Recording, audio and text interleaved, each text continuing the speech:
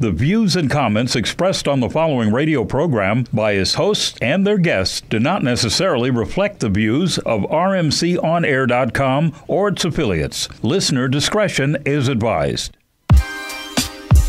Yeah.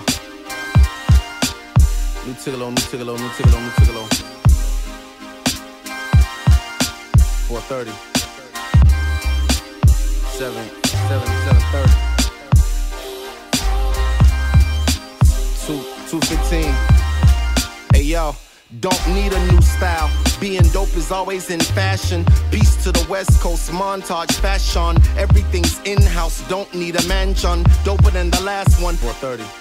Like me, Al mix. I spit that foul, yeah, and one. Everybody swing and holler at me if you land one. Don't need perfection, just pass on, and don't need to be signed. I ain't got a cast on. Lot of opportunity, easy bread I passed on. It just felt troubling. Now class is in session and we got them testers bubbling like Scantron, fresh out the kitchen. Signed with a stamp on. I'm on some greatness, y'all on some lateness with no foundation, so it could never last long. I displayed patience. I done played Jason. It's Saturday the 14th.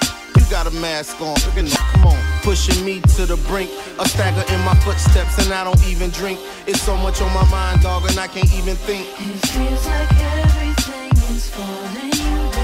Pushing me to the brink. A stagger in my Yo, what's going on, world? Hello, world. This is JR. This is Locker Room Live. Welcome. We want to welcome you out to the show. I am your perennial intramural All-American, and this is Smitty Clutch, the co-host. Yes, indeed, Smitty Clutch. We're here once again. We're back. We made it to another Friday. Another week. We're happy to have you. So we got a great show. Keeping the bills paid, keeping the lights on. Yes, we are. Thanks for riding with us. We got a lot planned for you guys this Friday. We have the legend, Shea Cotton. That's coming up a little bit later, so don't get too excited, but we do have that coming for you. We have a lot of good playoff talk for you, as always. As always. So buckle up. Let's go. Yeah. All right, so NBA playoffs are upon us. We're in the middle of them. Yes, they are. And it's been a lot of surprises, but this Miami Bulls series is an interesting one. I feel like I'm in a time machine right now. I feel like we got taken back to the 90s. For real. I mean, it's really physical. I mean, well, at least for the 2000s in this day and age in basketball, which is not too physical. Basketball did get a lot softer. It got a little softy, but right now we're watching Alonzo Mourning and Tim Hardaway and Dennis Rodman, Bill and Laimbeer. That 96 Heat Bulls matchup. Yeah. That got really physical. Yeah. That's what I feel like I'm watching right now. Yeah. As a matter of fact, I mean, it's a tight game right now, right? We got no. Miami has already won that game, and that's done. Yeah, it's done, and that was definitely a physical game as well. In game 2. We had a lot of ejections. We had Gibson get thrown out. Right. He also was fined $25,000. Right. We had Noah get thrown out for basically saying things that you shouldn't have your kids, hear to the refs. So it was really physical. People pushing LeBron around and LeBron pushing some people around. And you can't be mad at Chicago. I mean, Miami, they got the athletes. They got the skill. They got to pull out every trick in the book. That's how Chicago plays, and that's why I love them, and that's why I love their coach, Thibodeau. As every show I'm going to tell you how much I love Thibodeau because I do. He's a great coach. There's no reason the Bulls should be in this series right now. With the depleted roster, not having D Rose. Exactly. And speaking of Derrick Rose, we're still talking about him because he hasn't simply come out and just said, I'm not going to play. Right. My question to you is, why is that? What's your opinion on that? Why he's not playing? Yeah. No, why he hasn't just come out and just say, hey, look, I'm not going to play. That's a really good question. I mean, I can't jump in the mind of Derrick Rose and tell you, what the man is saying and what he's thinking in his head. Right. I thought you knew him. Yeah, that's my homie. We go way back. No, we don't go way back. So you were lying then, okay. A little bit, name dropping. Okay. Busted me. But, if I was Derrick Rose, I would probably be doing the same thing. Maybe, how about this? Maybe he doesn't want to tell his guys, hey, guys, I'm not coming back, which would make them think, man, we really ain't got no shot. I think the Bulls organization is trying to have a competitive advantage. That's my guess. Right. That they're using him as the number one decoy right now. You want to keep Spoelstra and the Heat thinking, well, we may have to face Derrick Rose. Right. So, you have to keep that second game plan, on the chalkboard. That makes sense. So you're talking about it's a decoy for the other team. Exactly. But what I'm saying is maybe it's a decoy to keep your own guys in it because they think if we win this game, maybe we'll get D Rose back and that'll help. Game 4, Game 5, Game 6. Yeah, but I almost think is that fair to them to always think that we may get D Rose Superman back? I mean, I know one thing. I know Nate Robinson doesn't care. He thinks Nate Robinson like D Rose. I'm Michael Jordan out here. Right. He wears the Jordans on the floor and everything. Nate Robinson thinks he's the best player in the NBA. Like and seriously, if you ask him, who's the best? Me. You can't be mad at that though. Yeah, he's looking at everybody else like, why y'all keep talking about Derrick Rose? Right. You don't see me out. You need to go get you a Nate Robinson jersey. Seriously, I mean, he's playing. Mighty Mouse is doing this thing. Yeah. But like I said, Derrick Rose. I mean, I think I've been on record as saying I don't think he should come back this year. He's the franchise $100 million player. Yeah. I just don't think it's worth it. I don't see them being Miami with or without him. Right. But I do think it's an injustice to him and his reputation that he hasn't come out and just said, "I'm not going to play." I don't know if his advisors are advising him to do this, or I don't know. What about this? Yeah. Is it that maybe he hasn't come out to the world, but maybe the guys inside that locker room know? That's yeah. And right? then Which goes back to your point. Exactly. Maybe he's the decoy. Right. So I don't know. But go ahead. I know you wanted to. Yeah, because this one. we have the Iman Shumpert. Right. We're going to show you a video in just a second. We're going to show you that. But the reason why we bring him up is because he and Derrick Rose were hurt on the same exact day last year. So rewind the time one year. Same injury, blew his ACL out as well. Right. And then how ironic, same day. How ironic. And he's playing. But one's playing and one's not. One's playing. Now, different situation, of course. Iman Shumpert is not Derrick Rose. That's true. So let's just show you the video of what Iman, sorry. Okay, so Iman Shumpert, this is what he's doing now. The year after. Right now. Now, it doesn't look like his knee is hurting too much. No, that didn't look like his knee. If it is, I don't want to see him healthy. Okay. Yeah, that's what we call box action. That's when the ball is at the box. All right. So we got this guy who's hurt on the same day as Derrick Rose, same injury, but it doesn't look like he's going through rehab anymore. Nah. As a matter of fact, he's contributing big for the Knicks right now. Well, they've said Derrick Rose has been clear for 2 months. So Right. I think it's a mental thing by now. Can he do the same things he knows he could do a year ago or 2 years ago when he won MVP? Here's my thing. None of us are Derrick Rose. None of us have that career. None of us have his life. So It would be nice. It would be nice.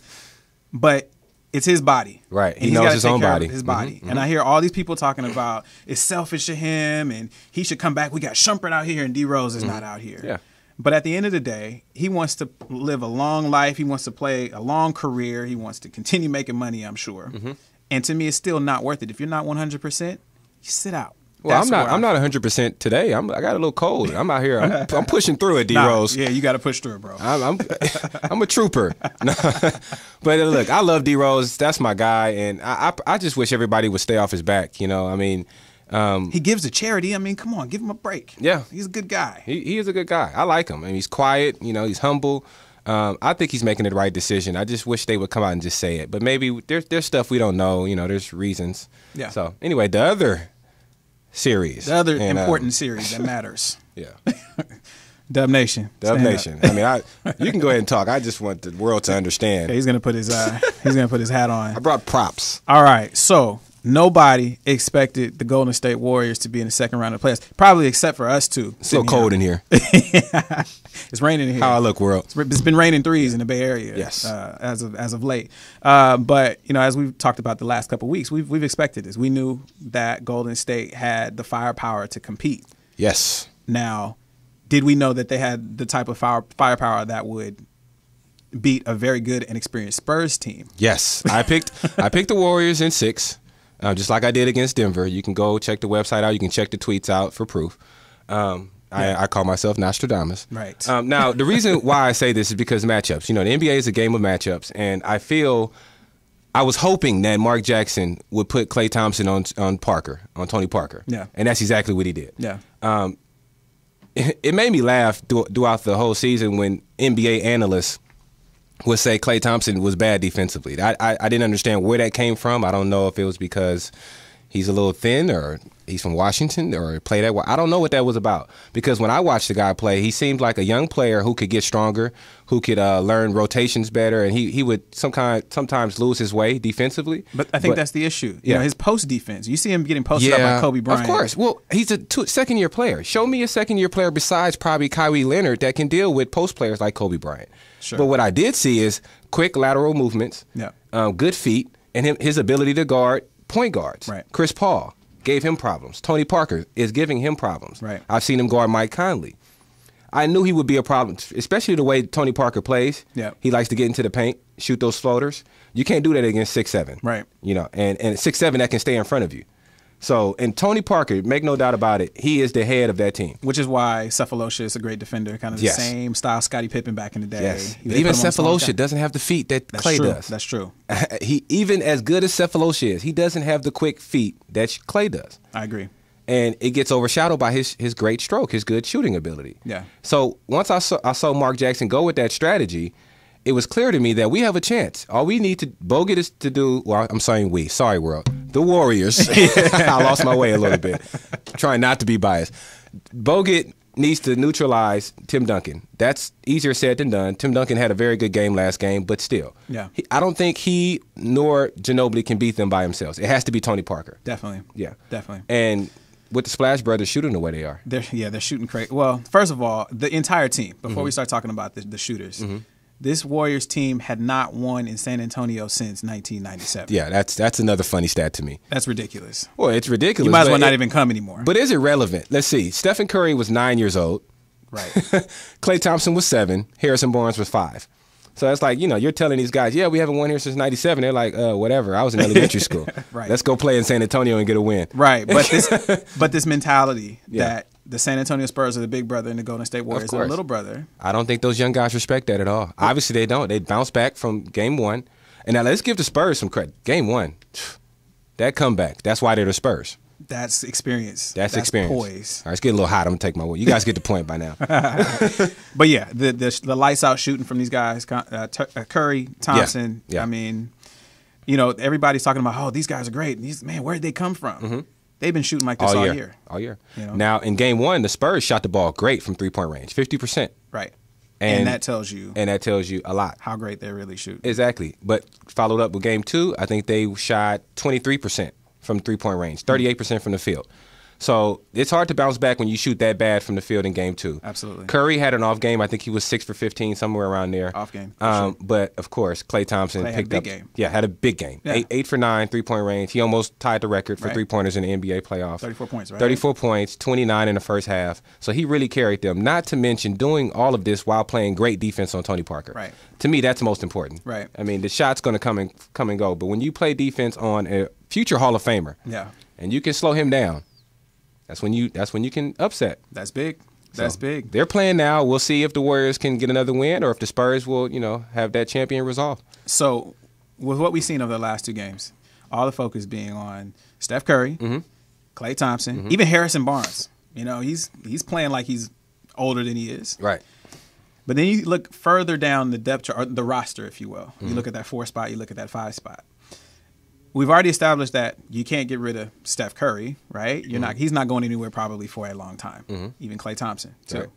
What about a guy like David Lee? Oh, interesting. Now we're talking.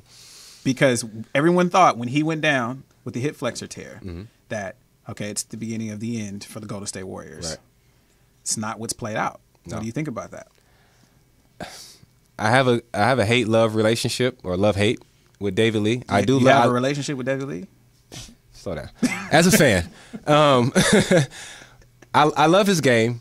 I've never really believed that he was that important to the Warriors, simply because this might get a little bit too technical. I don't like his pick and roll defense. And if you look at what the Warriors have done in this playoffs, they moved Draymond Green to the 4. In the series before, they had Harrison Barnes at the 4. Right. And what that allows with Bogut at the center, who is not going to come out on pick and roll, he's going to protect the paint. That gives you 4 players that can actually guard pick and roll. Yeah. And then you have Bogut protecting the basket. When you have David Lee on the court, you only have 3 players because David Lee is not going to get out there and trap or cover the pick and roll. He's a little bit slow of foot. I hear you. Yeah. I hear you. But you're also talking about somebody who averaged a double-double every game. Numbers, in my opinion, numbers can be deceiving. Men lie, women lie, numbers don't. Well, sometimes they do in basketball, buddy. Sometimes they do. I mean, listen, there's a lot of people who score a lot of points for bad teams. David Lee, he's a stat filler, but right now we're playing great basketball. David Lee, if you watch this after the game tonight, he's crazy. David Lee, I love your game. I mean, great passer, great offensively, great rebounder. I'm a big defensive guy, and he's just not really good at that. I hear you. I appreciate defense just as much as everybody else. Do we need scoring? I mean, with the Splash Brothers and Harrison Barnes stepping up, but you understand. I mean, yes, got two guys that can score, but this is basketball. You need as many weapons, especially if you run the type of offense the Warriors run, where they spread the floor out, they get guys open, right? You start to you have somebody like David Lee who plays the 4, but who can shoot jump shots, who's pulling that 4 out of the paint so that guys like Steph Curry and Klay Thompson can get into the paint and make other guys great. So you don't want to get rid of somebody like that or say that's not important. You don't just get rid of them. I mean, he has value. Maybe there's a trade. I mean, right. The contract comes off in 2014. There are some big-time players that will be available in 2014. I'm not saying I don't like David Lee. I'm just saying we can win without him. Don't lie. That's disrespectful to David Lee. Everything's all good between me and you, buddy. So anyway, let's get into some news. No, you have another one more thing about the Warriors. I'm done talking about David Lee. No, I'm done talking about David Lee too. I was going to talk about your boy Meta, World Peace. Oh, I love Meta. Shout out to Meta. And apparently Meta, he learned who Steph Curry was recently too. So much so that he even forgot his name and called him Steve. That's close. Steve Curry. Shout out to Steve Curry playing good basketball now. It's what Meta said that was amazing to me. He said basically, if Stephen improves his defense, he's an MVP candidate. That's interesting. That's very interesting. I don't know if it's true, but I mean, as long as LeBron's in the league, I don't know. I don't know. Hey. But obviously, Meta's a Stephen Curry fan. Steve Curry. Steve Curry, sorry. From now on, it's Steve Curry. Do we have a caller? Yes. Okay. All right, let's take the caller. Caller, welcome to the locker room. Your name, where you from? Hey. Shout out. This is AC from the Shea. Shea. West side, south side. What part? Man, west side, baby. West side. Okay. Okay, cool. Talk to us. Hey, what's going on? How you doing, fella? Hey, I just quick question. I just want to get You breaking up. Cricket. Metro. Chi-Town. All right, we lost Chi-Town. Chi-Town, call back. Maybe he'll call back. Okay. Really quick, I just want to touch on 2 other series. We have Memphis and the Thunder. Mike Conley is making his arrival. Absolutely. He's playing big right now. I like Mike Conley, but he's getting a lot of publicity. They're talking about him like he's top 10. I don't know. I like him, though. I like him. And we got to keep in mind, he's not playing against Russell right now. He's not playing Russ. It makes it a lot easier. I'm sure he was happy when he saw Russell go down. Hey, Russ. Seriously. Yeah. And we have the other series, which is a pretty good one, the Knicks and the Pacers. Yeah. And, the Knicks are doing their thing. Carmelo's still doing his thing. I don't know. What's your prediction in the long run in this series? I had the Knicks in 7. And I got Memphis in 6. I think that's the conservative pick. Just to play devil's advocate, I'm going to say Pacers in 7. There's nothing wrong with that. I mean, the Pacers team is good. I'm going with experience over youth. I'm going with the Pacers have had this monkey on their back for the last 3-4 years. Getting there but not being able to get over the hump. And I just think they'll be able to figure something out. And I think that when you got guys like J.R. Smith, who's not shooting very well right now, you don't want to not be peaking. And I'm wondering if J.R. Smith continues to shoot back poorly over the next couple games, Carmelo starts to cool off, then we got a much different series. Could be. So we have to wait and see. We'll see. Let's get into some news. Okay, let's do the news. All right. We're going to switch sports really quick. We're going to go to baseball. All our baseball fans out there. Sorry, we do like baseball. It's just a little bit early to talk, NBA playoffs. We'll get there. In the first half of the baseball season is not very exciting. We promise we will get to baseball. We definitely promise you that. Yeah. But something really cool. We're going to start with the happier story. Yeah, man, because we always talk about the I don't want to call them idiots. Can I do that? No? The guys who make bad decisions, we do that a lot, but we want to touch on a good guy in sports and a heartfelt story. And it's funny because a lot of people talk about him in his relationship with Rihanna more than anything else. Yeah. But now let's talk about Matt Kemp. Yeah, there's more to Matt Kemp than Rihanna. All right, so earlier this week, that's funny. Earlier this week, Matt Kemp was filmed, camera phone, at the Dodger game, and something peculiar. He was taking off his jersey, he was taking off his shoes, and everybody's wondering what's going on. And so the story has it that there was a young man who was battling cancer sitting in the front row on the third base line. Right. And 90 days to live, right? Was it 90 days? Yeah, 90 days. Yeah. That's tough, and you can tell even when you look at the video that this kid is actually, we do have this video. We'll show it to you in just a second, yeah. So there's a kid. He's sitting there in the front row, and Matt Kemp gets wind of it. Right. He gets wind that this kid has got 90 days to live. I don't know who told him that. Or who. I think someone approached the coach and said, "Hey, can this kid get an autograph or some kind of, something from Matt Kemp? Can you do something nice? Can you do something nice for the guy to make his last 90 days?" And he, the coach said, "I'll see what I can do." Yeah. And he was able to get Matt Kemp, and that's when Matt Kemp saw the situation, and I just think it just grabbed him. I think his heart. I think we got the video. Let's run the video. Let's take a look at it.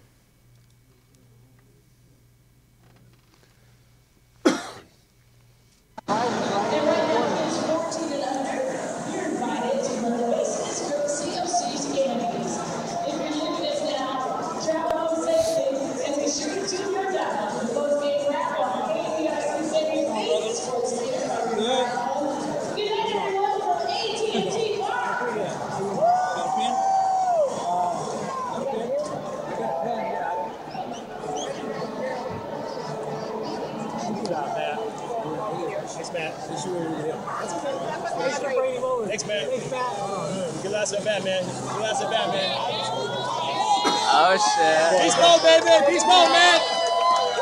Beast mode, man! Oh wow, this is really bad.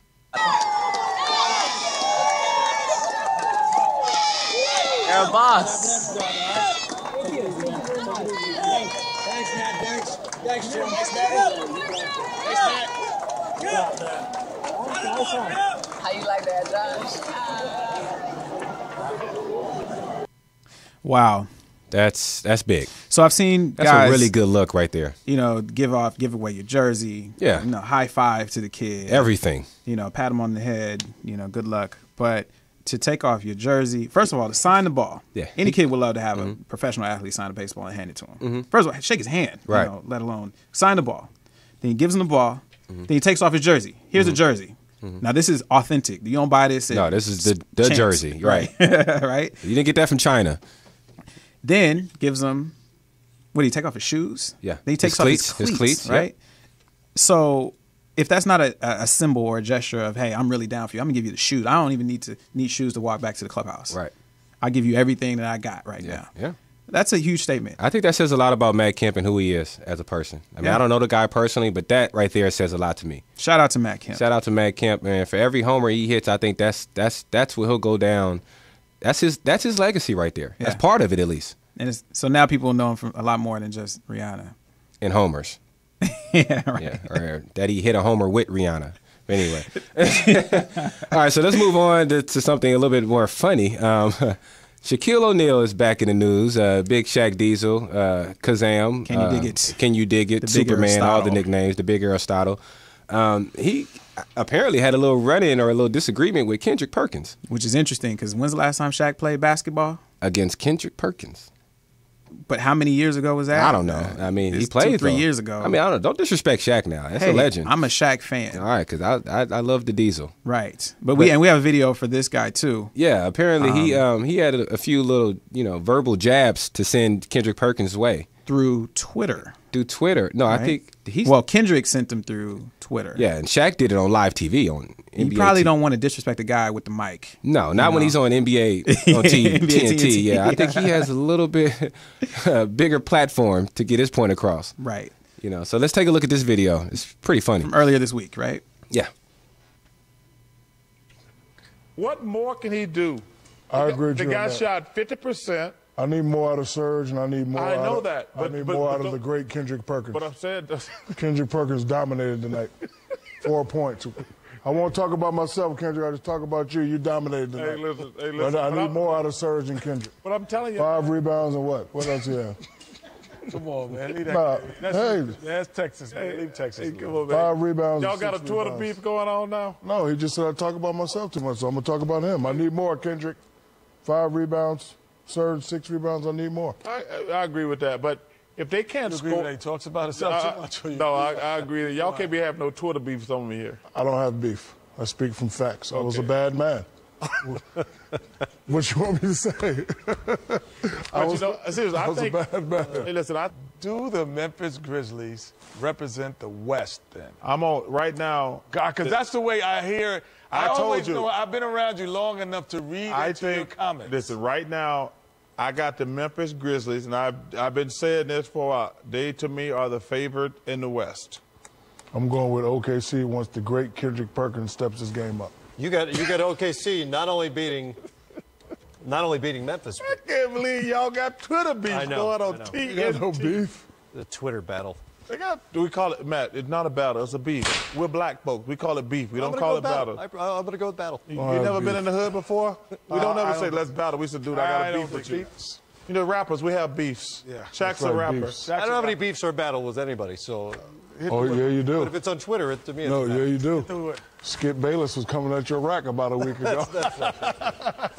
I'm going to tell you something. If I could get Skip Bayless in a room, and there we they are. need DNA to define who it was when I got through with it. More games coming tomorrow. TNT rolls out a pair of Game 2s Wednesday night. Both follow up.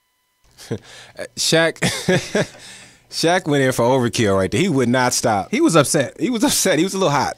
I mean, but Kendrick said he talks too much about himself. Now, you want my personal opinion on the I don't know whole exactly matter? what that means, but I don't know either. But what I do think this is all about is that Kendrick Perkins, the last time Shaq was actually playing for the Cleveland Cavaliers, gave Shaq problems. He was the one guy that Shaq couldn't just back down and just totally beast.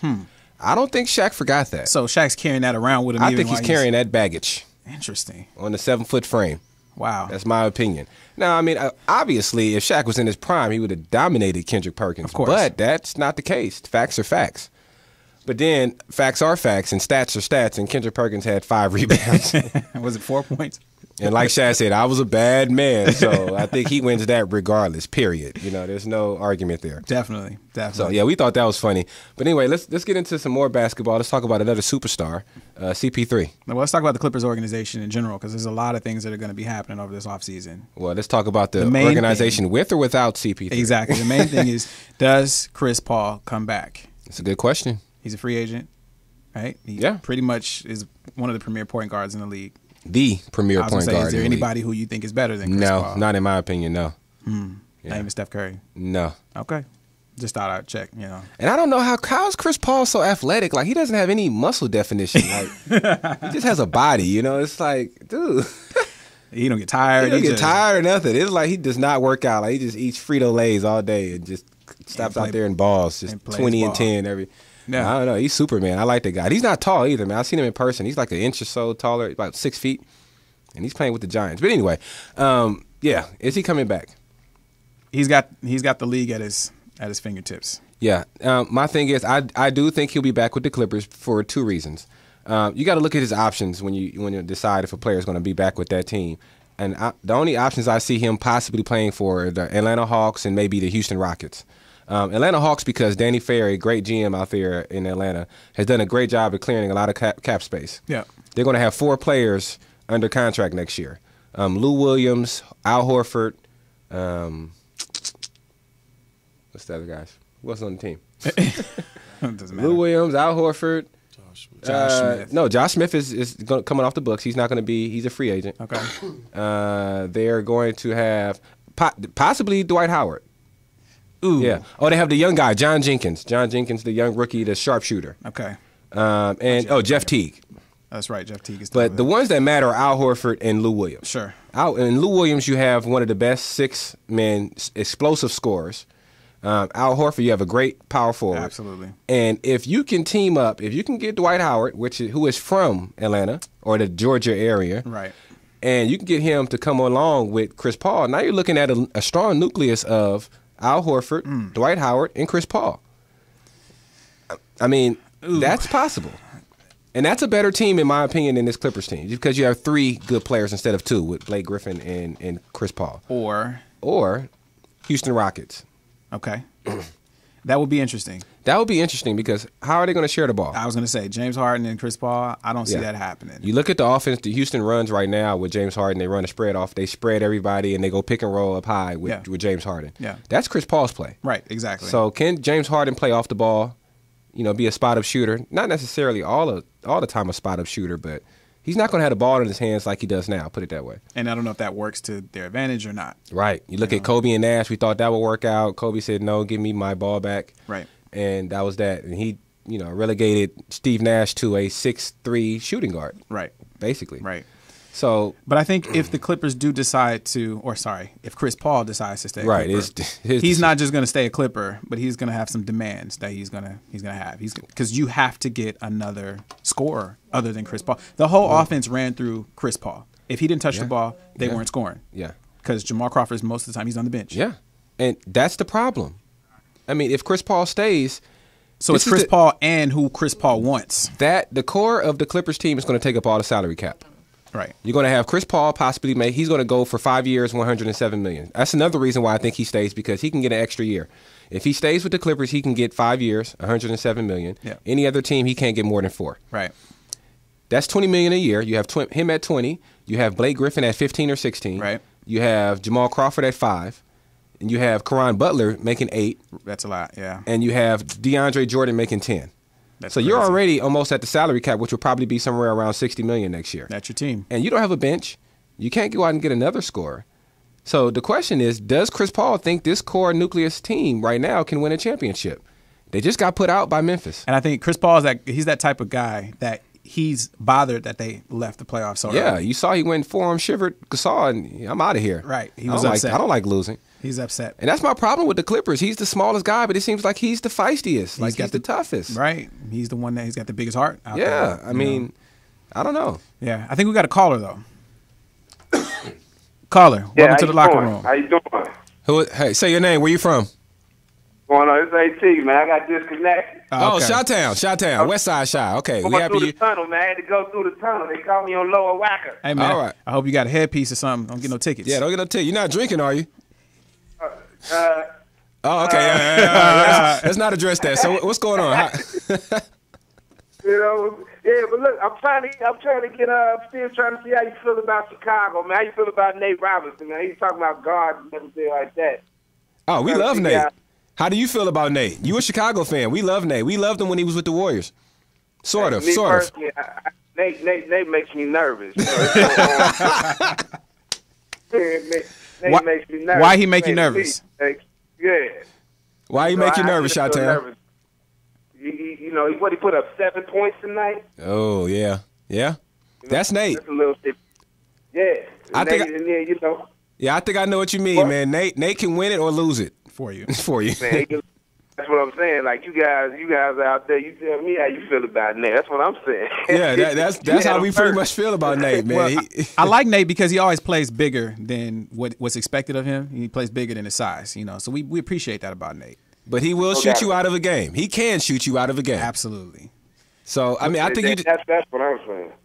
Hey, my question to you is, do you think Nate thinks he's better than Derrick Rose? I think Nate think he's better than Michael Jordan.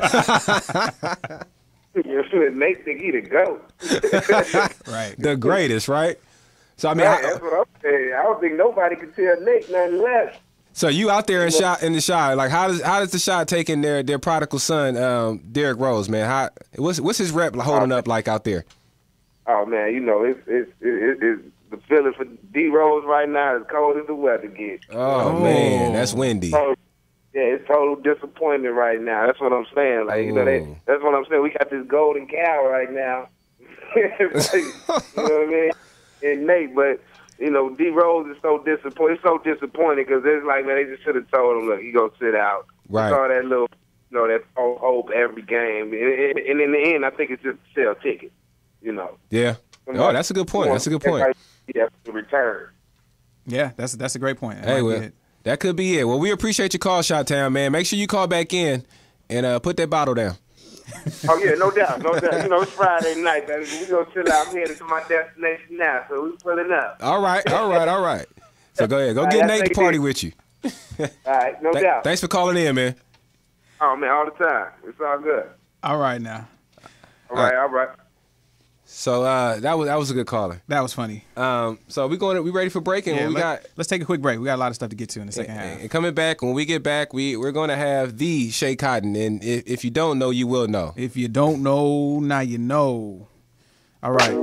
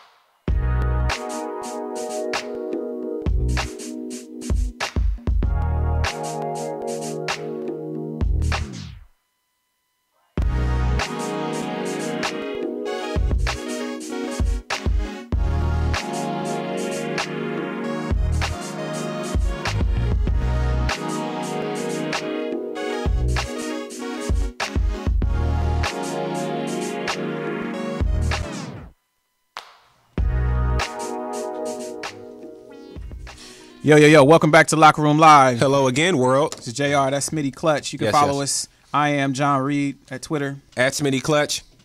Make sure you check the website, lockerroomlivetv.com, lockerroomlivetv.com. Great articles, great videos, everything you need that's sports. Everything you need that's sports.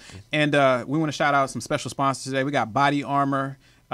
This is actually quite delicious. It's called a super drink. So it's not just an energy drink. It's a super drink. So if you want to be super, try Body Armor. This is my first time trying it. It's actually quite delicious. It's quite delicious, and it's helping me out because I'm sick. So it's like medicine. And I'm not just saying that because they brought us some. I'm saying that because it's actually quite delicious. We wouldn't lie to you, world. Yeah. Also, if y'all notice my cool wooden bow tie, that's from Plank, plank.com. Go check those guys out. Most definitely. They got some cool stuff over there for the gentlemen that want to. And the look like beanie gentlemen. is just Mitchell and Ness, but that's just that's just throw that out there. Fans. Yeah. All right. So, very special guest tonight, the great Shea Cotton. We're excited to have him in the studio. So excited, man. Really excited. But if you don't know, he's one of the legends of California basketball. And Wait a minute, of the nation, of all, Well, I say that because cats who grew up here in California probably know Shea Cotton. Definitely. Saw him, and they're like, man, I want to be like Shea Cotton when I grow up, right? But if you're not from California, maybe you checked out the Slam magazine when he was in Slam. Yeah. Or maybe you just looked at the rankings. Right. Yeah. Back in the day. So Shea Cotton, we have him here. We're gonna show you a quick video just to kind of bring you up to speed. But let me share a quick funny story I had. Please. So I'm at a gathering at a friend's apartment downtown, and I'm talking to him about the show. He actually was a coach at UCLA. And he was looking at the website, and we're going through the website. I wrote an article on one of his players, and we're scrolling down. I wrote an article on Shea Cotton, and he saw that. He's like, "Oh, is that Shea?" And I was like, "Yeah, you know him?" He's like, "Of course, man." He's like, "Yeah, he dunked on me, man. He called me baseline, and that's respect right there. Put his private area." Wow. Yeah. That's respect right there. Yeah. So he said he called his brother over and said, "Hey, man, Shea Cotton, what's the first thing that come to mind?" He said, "Oh, he dunked on you." So I just thought that was funny, man. I'm like, wow. Because the last thing a guy that gets dunked on wants to do is talk about how he exactly. got dunked on. He sounded excited. Like, almost, hey, he dunked on me. Right. So that's legendary in right. itself. All right, let's run the video. Favorite players that ever come out of Los Angeles, California is Raymond Lewis, John Williams, and Shea Cotton.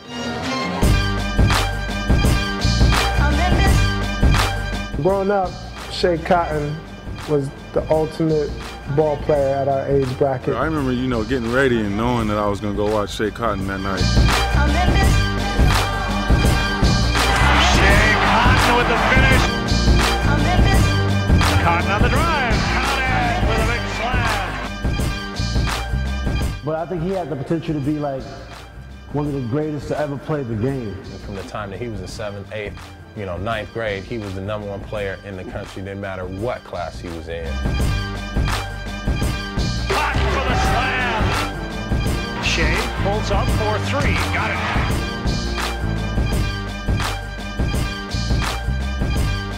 Shea for the highlight reel. I only wanted to be the best. I wasn't concerned with who the competition was. You didn't have any doubt that this guy was going to play at the next level and the level beyond. The legend is about how beastie he was as an athlete. If I had to compare Shea Cotton's game to somebody in the NBA today, I would have to say LeBron. You compare him to LeBron. LeBron James before there ever was a LeBron James. He was like LeBron before LeBron. A young phenom like LeBron. LeBron James before LeBron James. Before LeBron James, it was Shea Cotton. During the playoffs, high loud for Shea. Oh! I'm sure there was so many different outside pressures that it kind of took away from his joy. When you get things handed to you at such a young age, it's hard. Because you feel like you have everything already.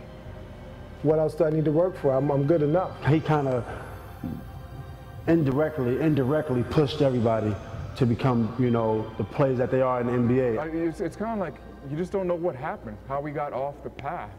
Why is he not in the NBA? I still to this day don't know. And for those of you who wondered, whatever happened to Shea Cotton? Don't worry about him. He's doing just fine.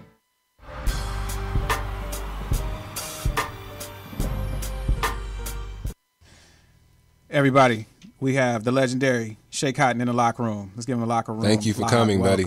Thank you for having me. Shea Cotton, That was the documentary, just so you know. So check that. That will be coming out soon. It's gonna be Who great. those cats you was playing with out there? Yeah, that didn't look fair at all, dude. I mean, it kind of reminded me of when LeBron was playing in high school. Yeah, He was it did. bigger than everybody else out there and dunking on everybody. First thing I said when I saw LeBron, I said, "Man, that looks like Shea Cotton." Did you film that for this purpose, like just for the documentary? That was my father filming every game that I played in. So that just happened. That wasn't. You had nothing to do with that, huh? I had no idea I'd be here. It's just protocol. We love it. So man, like. So let's get the story from your perspective. Where did it all start? It started in the L.A. Harbor area, a city called San Pedro. I actually started playing baseball. Wow. I didn't really start playing basketball until I think around 11 years old. And playing on the playground in the young age is probably like 8, 9, 10 years old against older guys. And I wasn't really scared of the physical side of it. So I think that really helped me.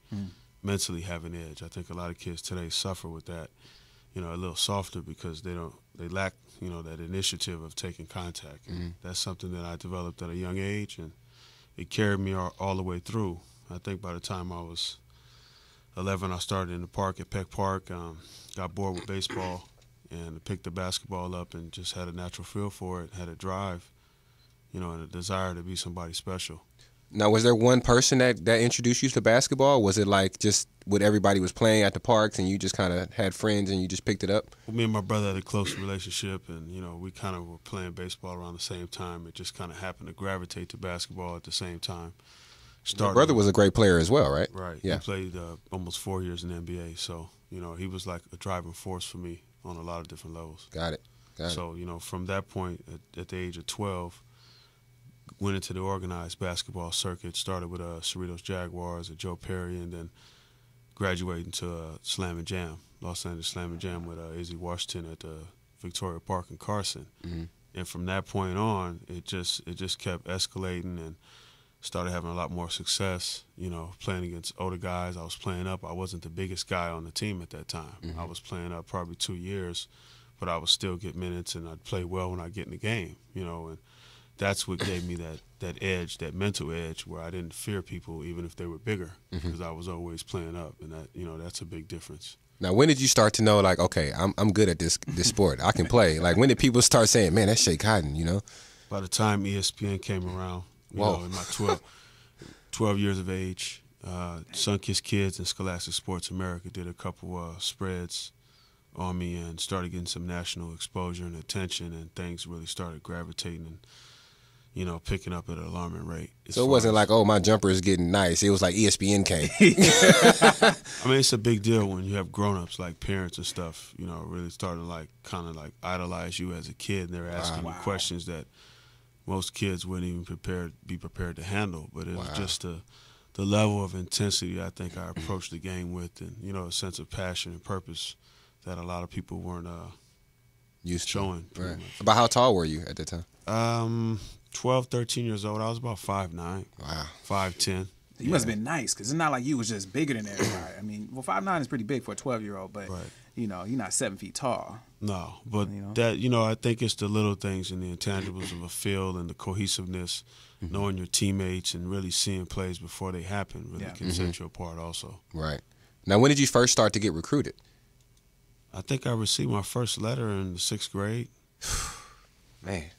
That's crazy. How did that make you feel? Like, was it a big deal, or did you just want to say, whatever? Did you have any idea what was happening? It was cool. I think it was from like UCLA or something like that. Wow. It was cool at that time, but my whole thing was, I want to get letters from Georgetown and North Carolina. Oh, yeah, Georgetown at that time was, For me, the local teams, I had a lot of respect. UCLA is a powerhouse and always will be, but, I used to watch a lot of basketball as a student, so I really look forward to, out-of-state letters from Pitt or different schools, Virginia, or, some of the schools I would watch playing that I didn't get a chance to see that much. I felt if I could reach them and I was young and they were sending consistently, that was a big deal. Yeah. That's big. And that would have told you, hey, all right, I'm on the big time. This is nationwide. Right. But at a certain point, you did become the #1 player in the world, right? Right. In the world, not California. Right. What age pretty was much that? in the country. I was around 15, 16 years old, right in there. Right like my sophomore year, freshman, sophomore year going in. There was a cover story that was done through Sports Illustrated. That there was Viva Brazil was the title of it, and they won the World Cup at that time. And I had a spread on the inside, and it's like once that spread came out, I had no more pretty much childhood. I had no more privacy. It was you had to play well no matter how you felt, no matter who, if anybody was in the stands or it was sold out. Right. You had to approach the game. It was more of a mental game for me from that aspect on, and that kind of changed things. And so how do you feel about ranking kids that young? Because now it's gotten even they're ranking 6-year-olds or 8-year-olds, like, you know, from 3rd, 4th grade on, you know, now. And do you think that's right to do to a child, or? Well, I mean, I think it just comes with the territory. You know, the stakes are high even at such a younger age today with all the sponsorship money and stuff that they put behind the athletes. But, you know, it's marketing on one side, and on the other side, it's exposure. So, were you equipped to deal with that at a young age? I didn't have any choice. Right. You know, I was #1 in the country at 15, 16 years old. I mean, you tell me somebody from Los Angeles that's doing that right now. No. You know, I was a state player of the year as a sophomore, CIF state player of the year. It still hasn't been done. Right. I saw you that year. That's why that's why I'm sitting here right now. Like I was there firsthand to watch you single-handedly destroy Fremont High School. I'm blessed to be here then. Yeah, man. I'm happy to have you that here. Journey man. together. Definitely, man. Full circle, you know. So you don't feel that it's wrong or right. It's just what it is. Yeah, it's the business. I mean, you know what you're getting into going in, and you know you prepare yourself for battle, and you always play the defense. There's no surprises, but you know these kids today. The problem is the sense of entitlement era. I mean, it has to change. You know, they're not really working for the stuff they're receiving. You know, I think I was the cornerstone of the AAU grassroots movement that you see today. You know, when I was playing at first, I mean, Slam and Jam, Reebok was like the big thing, and you get a pair of shoes if you won a tournament or, you know, you did something special on the team, and they reward you that way. But it was just, you know, booty cutter shorts and reverse conversions. And we thought we were in, because we didn't have to pay for it. And then it graduated. It went from like 6th grade, you know, being undefeated in the AAU circuit, playing 100 games, you know, in a 4-month span of time, to getting a LA Gear sponsorship. At that time, when Karl Malone was with Catapult, he made that shoe through LA Gear. That was like a big deal for AAU programs. It was like unheard of. And, you know, the AAU is taking such a bad, you know, just it's getting such a bad rep. It's taking so much bad publicity right now. How do you feel? Like, was it good for you?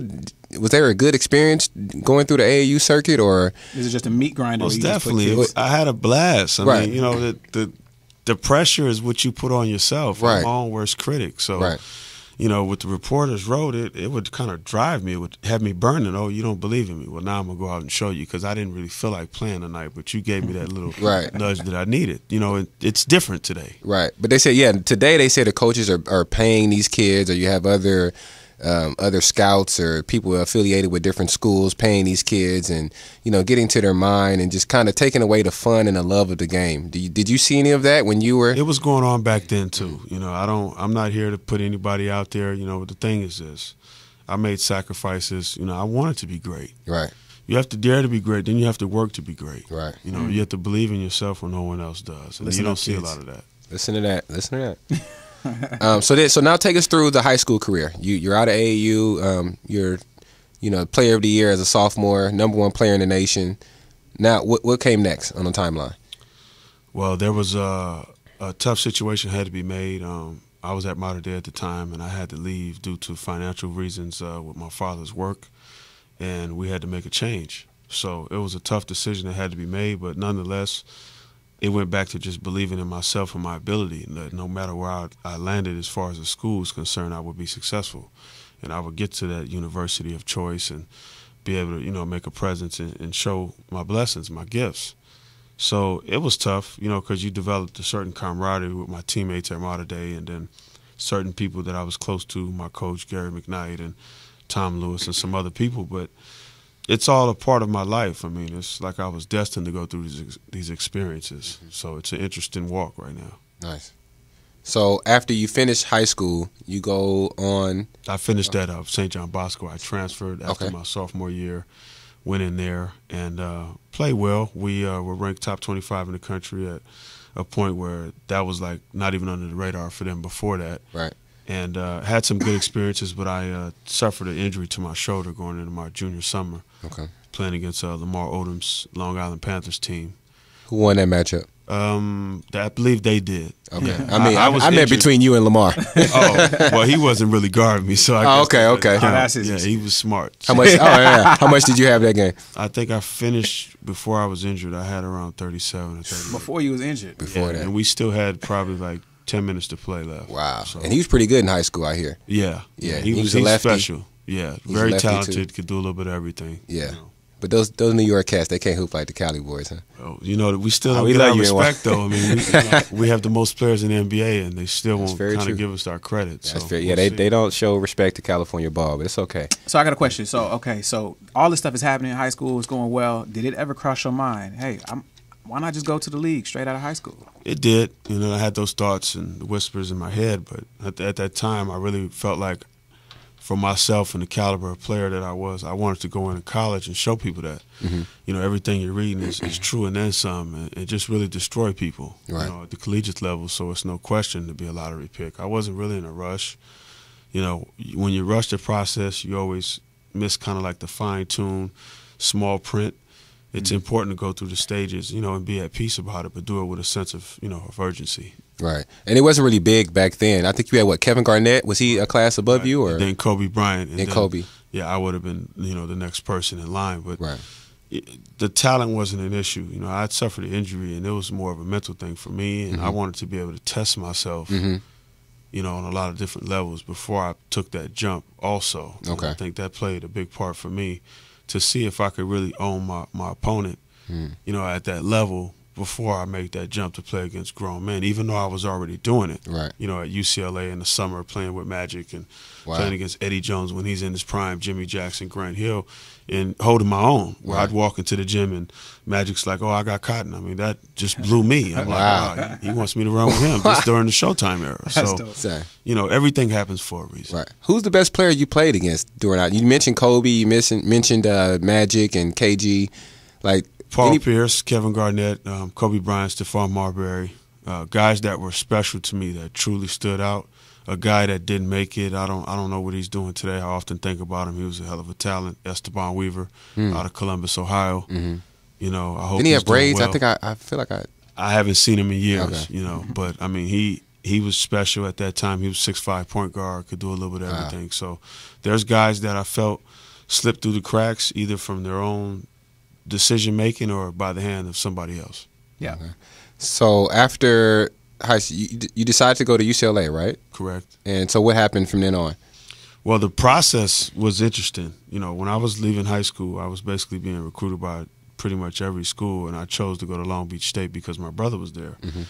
And we were going to play together, and we were going to get a ton of exposure. Well, through the summer, financial times kind of got challenging for our family, and he decided it was best for him to go hardship. So he declared pro. I requested to be released from my letter of commitment through Cal State Long Beach, and they granted it. So we opened the recruiting process back up. We went through the summer, decided to choose UCLA. I said, well, if I'm not going to Long Beach, I'm going to go to we call it the West Coast, North Carolina. So did that.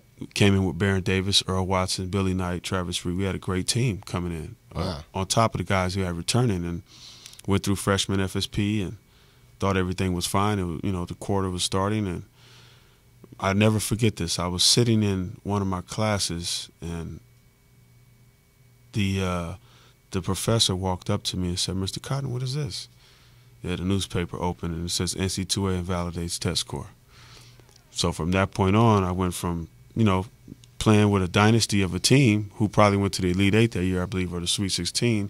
And if I was on that team, we probably would have won it all, to just like being shattered, crushed inside, like, where do I go next? So it was well thought out. I took some time and took a step back, and had to reevaluate my situation. Now, there was attorneys that would have came to bat for me and do different things as far as suing for punitive damages because of, all of the stuff that was going on. But I felt like I wanted to go somewhere and play. So I chose to go back east to prep school in Connecticut at St. Thomas More.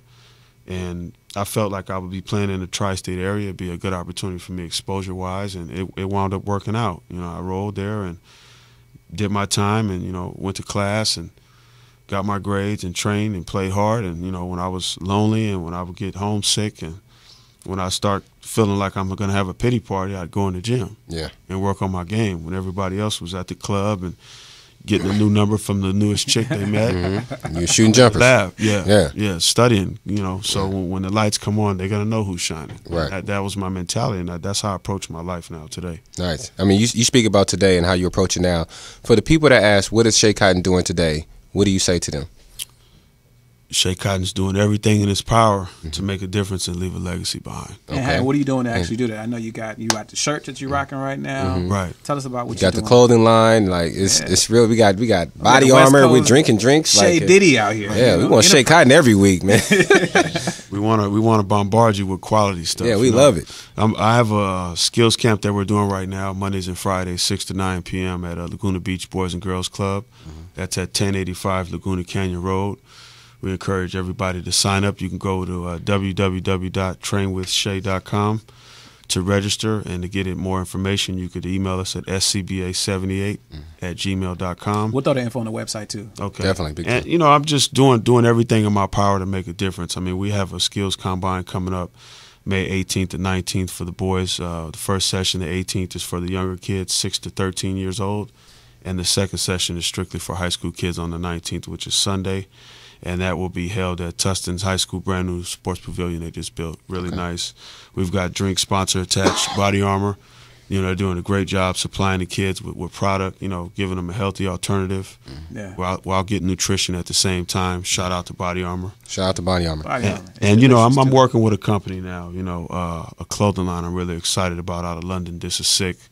We're landing. And that's the hat you're wearing right this now, is right? it all day, baby. Nice fitted. You know, we're gonna bring it out. Yeah. This is the Chicago Mouse snapback. So you the first one. We're gonna send one to Nate, man. Yeah, I'm gonna look out for you guys. Where mine at? I'm gonna lace you. Don't worry. All right, man. We're trying to be fresh too. You can't be the only one, Shay, man. Come on. It only gets better. You know, we have a clothing line, my personal clothing line that we're partnered up that we're gonna drop pretty soon, and I'm excited about that. You know, I like to say shout out to Mary Lynn and Chris in London, and appreciate the opportunity. I look forward to building a lifelong relationship. Nice. Well, we're happy to see you giving back to the community, man. And, you know, like, you've been an inspiration to a lot of people. And a lot of people that were younger or in your age group, you know who you are and saw what you did, and it's just good to see you giving back.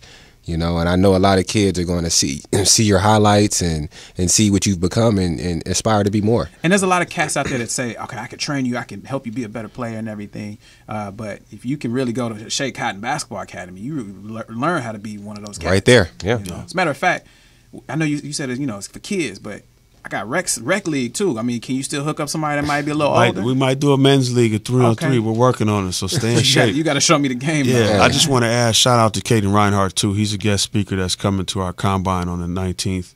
You know, he's going to be a standout guy. He already is at UNLV. Look for him this year. Yeah. He's a potential lottery pick, Barney. Nice. Wow. We'll do that. That's big. Hey, it's been great, man. We're happy to have you on, and we thank you. Thank and you for coming down, boss. Definitely for coming down. Thank you, guys. Like I said, we're big fans of everything you've done in your career.